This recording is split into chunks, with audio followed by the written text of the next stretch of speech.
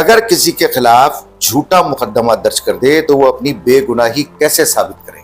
झूठा मुकदमा अगर साबित कर दिया उसने अदालत में गवाही के जरिए, सर्कमस्टेंशियल एविडेंस के जरिए, तो फिर अदालत उसको बरी कर देती है। और जिस शख्स ने उसके खिलाफ झूठी गवाही या झूठी एफआईआर या पर्चा दर्ज किया है उसके खिलाफ 382 सीआरपीसी के तहत एक उस पर एफआईआर करके उसके खिलाफ मुकदमा शुरू हो जाता है। अच्छा, ये है, कानून में है ये कानून। जैसे आप मेरे खिलाफ को जाके झूठी एफआईआर कटा दें और कल मैं अदालत में साबित कर दूं कि झूठी थी, तो कोर्ट उसको, पुलिस जो एसएचओ होगा या आईओ होगा, उसको इख्तियार है कि वो 382 में उसके खिलाफ पर्चा काटे और वो खुद मुद्दई बने, उसको पकड़ के गिरफ्तार करके ट्रायल शुरू कर है। साबित है।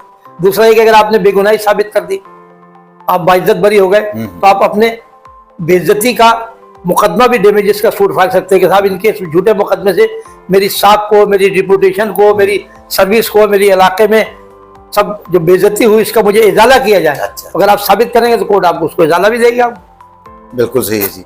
अभी तो मैं जनाब ये मोहम्मद साहब ने अभी मुझे कहा कि जनाब अली आप मेरे पे मुकदमा कर दें, भाई मेरी तो हिम्मत नहीं ना, मैं कर सकता हूँ, लेकिन इन पे इस इलाके का कौन ऐसा आदमी है जो इन पे मुकदमा करेगा? एक मिसाल दी मैंने, ये एक मिसाल तौर पे उन्होंने कहा, लेकिन जाहिर है हम बिल्कुल खुशगवार माहौल में कोशिश कर रहे हैं कि आपको सारी बातें समझ आ जाए। चलिए जी, जायदाद में बीवी, बेटे और बेटी का कितना हक होता है शरई कानून और पाकिस्तानी कानून के हिसाब से? ये बड़ा लंबा सब्जेक्ट है। अच्छा, लंबा? हाँ, बड़ा लंबा सब्जेक्ट है, मगर कुरान में अल्लाह ने सूरह निसा में हिस्से मुकर्रर किए हुए। अच्छा।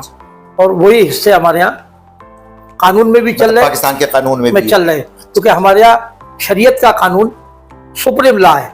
अच्छा। कोई कानून शरीयत के खिलाफ हमारे यहाँ नहीं बन सकता।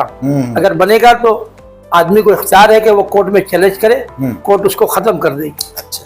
जहाँ तक हिस्से का ताल्लुक है तो ये बहुत लंबी डिग्री है। एक सवाल भी नहीं। वैसे तो आपके बेवा का 1/8 है। हाँ। लड़के का डबल है, लड़की का सिंगल है।